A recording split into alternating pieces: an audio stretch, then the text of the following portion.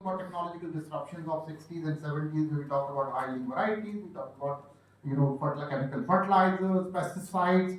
I think the new generation technologies are going to be more like artificial intelligence, machine learning, and similar kind of technologies which would shape the future of our agriculture. And I think we must be ready for adoption of those technologies, and they would help us in achieving further growth in the agriculture sector.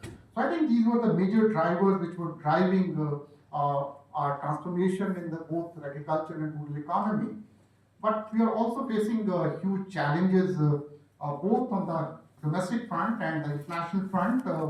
And I think the larger challenge for the global community is that by 2050 we need to feed about 10 billion people. And in order to feed that 10 billion people by 2050, we need to produce almost 50 to 60% more. And we know that all the production resources, be it your land, water, or any other production resources, they are degrading, they are becoming scarce. So the only option is that we need to improve our productivity, because without productivity improvement, I don't think we can meet that demand. So that's a real challenge. And on the top of that, the climate change has become a new kind of a real problem for agriculture, both domestically and globally. We have seen in India in the last 4 to 5 years, you would find that you can find rains happening in October and November, no rains in July or August, and that has completely changed the scenario of Indian agriculture. Are we really prepared to meet those challenges? So I think it's a real challenge for our research and development system to really how our agriculture can become much more climate resilient. So I think we need to put more resources in research and development to meet those challenges. And I think in addition to that, Indian agriculture used to be the most climate resilient agriculture. If you look at about 40 years back or 50 years back, we had no irrigation, we had no, good varieties of seed, but still agriculture was, much more resilient.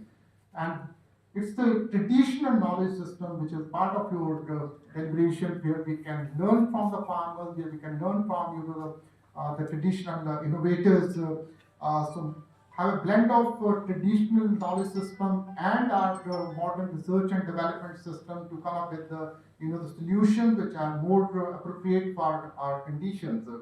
So another is we have seen that global markets, as I said, they are much more volatile, they are much more risky, and recent these geopolitical conflicts or disruptions like Russia-Ukraine crisis, and on the top of that, a lot of things are happening in the global markets, and particularly with Russia and Ukraine, you would find that global markets are becoming much more unstable, because they are largest suppliers of grains like wheat. They are one of the largest, providers of fertilizers.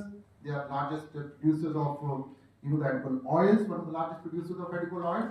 So because of those uncertainties, I think dependence on global markets is risky. So we need to really move towards much more self-sufficiency. And you find, irrespective of whether it's a developed country, the developing country, all countries are talking about the self-sufficiency. So I think it's important for us to understand that.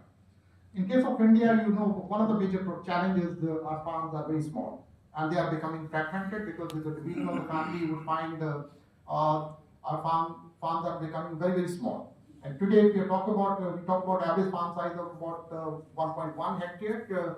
But if you look at the distribution of our marginal, small, medium, and large farmers, the marginal farmers who have less than 1 hectare, they constitute about two-thirds of our total farming households, and their average farm size is about zero point 0.3 hectare.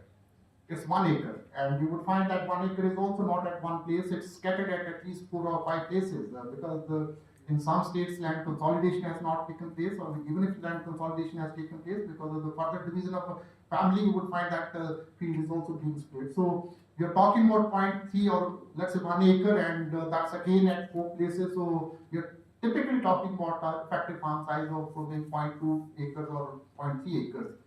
And I don't think any investment is viable in that, whether it's irrigation development or land development or any capital intensive investment, you can't make it. So I think we need to really look at that issue, that how do we really address that issue uh, without compromising on the sensitivity of that area. So probably we need to look at our tenancy reforms, which is a state subject in greater detail.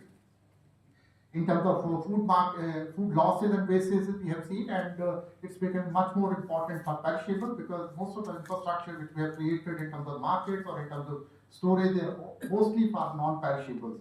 So that means we need more cold storages. We need more a transportation system which is able to meet the demand of the perishables. And I think there's a greater role of private sector in that direction. Investment in agriculture is another area. If you look at our investment in research and development, it's less than 0.5% of agriculture GBA. And the thumb rule is that it has to be about 2%. So taking it 0.5 to 2%, it requires 4 times increase in that. Do we have resources? So that's again an issue, whether we should look at only the public expenditure on public R&D expenditure, or how do we really take on board the private sector in that. But we must increase that, our R&D expenditure.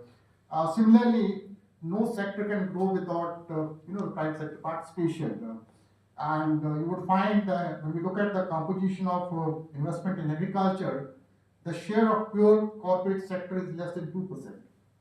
And I don't think any sector can grow with less than 2%, investment from private sector. So again, how do we attract more private sector investment into agriculture, both in terms of infrastructure development and research and development?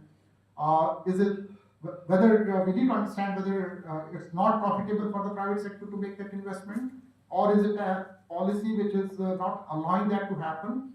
So if it's an incentive issue, we need to see that how do we incentivize private sector investment in agriculture.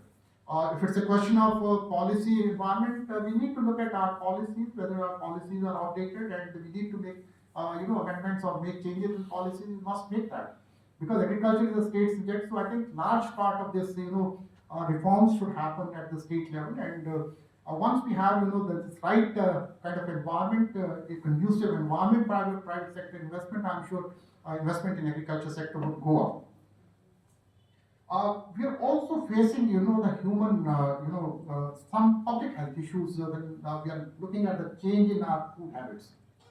So we have, the dual problem. On one hand, we are facing the problem of malnutrition. So the recent National Family Health Survey shows that about 1/3 of our, children, they are underweight or stunted. Almost 1/3 of our women and children, they are anemic. So that's one set of problems. So how do we improve their nutrition? How do we make them more healthy? But we do have, the other extreme of our, problem where we are facing the huge problem of lifestyle diseases. And these lifestyle diseases, these are, obesity or your blood sugar or diabetes or high blood pressure. And they are not restricted to urban areas. They are not restricted to 40 plus. Today you would find that you have all these lifestyle diseases in rural areas. You have all these lifestyle diseases in the teenagers. You would find very young, maybe some teenagers or maybe early 20s. They are either overweight.